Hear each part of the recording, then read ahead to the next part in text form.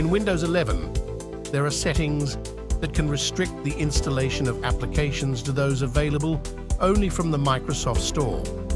This feature is primarily intended to enhance security by ensuring that apps come from a trusted source. However, you can change this setting if you want to install applications from other sources.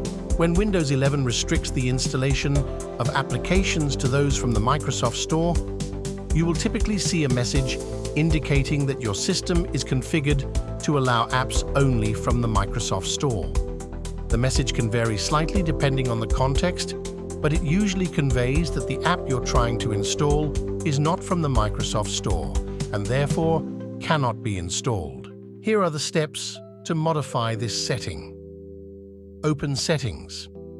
You can press Windows plus I to open the Settings app, or you can type Setting after open the Start menu.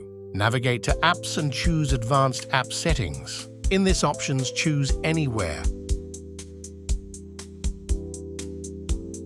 You can now close the app settings and you should able to install some application you didn't get from Microsoft Store.